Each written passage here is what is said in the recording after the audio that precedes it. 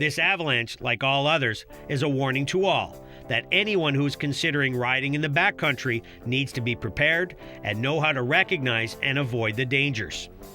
The risk of snow sliding on slope always exists, so if you go into backcountry there is always that potential. Sometimes the risk obviously goes up and down and whatever. In the recent period it has been higher or has, as described by the Canadian Avalanche, unusual. And so you need to be more aware. You need to raise, as the risk goes up, you need to increase your awareness and your knowledge in terms of what's going back there, what the potential is. And the other part of it is you need to have the equipment and you need to know how to use it. You shouldn't be back in the backcountry without that equipment. And the other thing is you have to alter your activities back there. Always a need for caution, but when it's normal conditions and when it's changes, you have to change your activity in the backcountry accordingly to reduce your risk of an incident. I think there's been great strides made with the various snowmobiling bodies, as well as the governing provincial and federal levels, that over the past few years there's been a tremendous amount of educational public awareness efforts that are being made. Some of it that is self-generated by the snowmobiling enthusiast circles, as well in assistance so that there's safer enjoyment of our backcountry areas. Certainly there's a variety of levels of government and other associations that are striving to make these areas safer. Educate yourself, and if you feel that your ability levels or awareness levels are such that you're not sure that you should be in a location given the conditions that you have, stay out of those areas. For people using the backcountry, if you're traveling in large groups, be aware of avalanche terrain above you.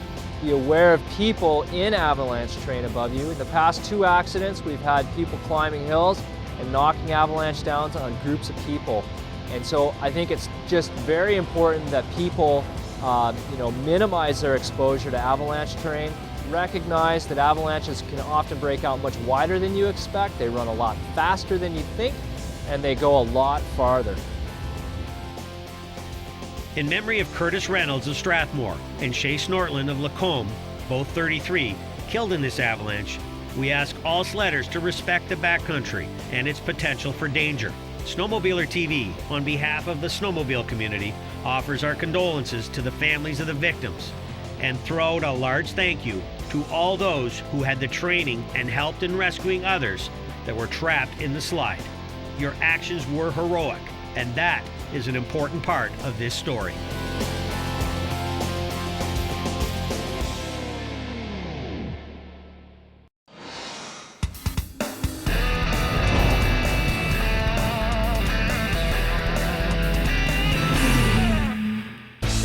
Ski-Doo released the 800 E Tek motor in mid-season last year. Here's what our test team had to say about this new power plant from Ski-Doo. People have been asking for an 800 E Tek, and now it's here. It showed up in mid-season, and now it's here as a full launch, and it's just an amazing motor. It doesn't seem to matter what package you're going to be putting that 800 in, it's just going to be an exceptional engine. We've seen a lot of 800s over the years, both in triples and twins. Some of them great, some of them not so great. Some of them shake, some of them don't shake. Some got good mileage, other ones just took tons of fuel. This is an engine that runs superbly, is super smooth, has a great power band, extremely consistent, and is going to get great mileage and use very little oil. And 800s have been known in the past to have dips in their power band. This thing is smooth right from bottom right to the top. There's not a lull, there's not a pull spot and then a lull. It just keeps pulling, and it's super predictable. Everybody wanted it. I thought the 600 was perfect. You know, over the couple of years, they improved the performance of the 600. 800, it's that much more. I rode from the Renegade right across to the TNT, and the ergonomics are great. You know, side-to-side maneuverability, just fantastic. The steering very light and easy and positive. It holds the terrain. Those the skis and the suspension packages. I always find that the Ski-Doo suspension packages, they always nail it. It hasn't got the real grunt pull like the 800 Power Tech did, but the E Tek, it's pretty darn close. And you're going to get that economy, which is what everybody's wanting now with the E Tek motors. And I'll tell you, it's a clean motor. The new 800 E Tek motor screams. I'm really surprised how well it runs. We had it out on the lake today, and you squeeze that thing and it's all power. It just keeps on pulling.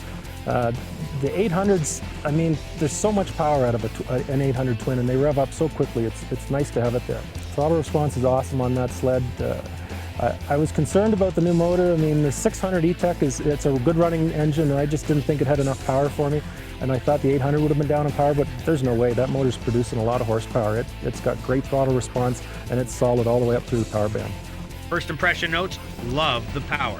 Great mix of performance and economy. Motor works great with Ski-Doo suspension setup. We wanted it, we got it.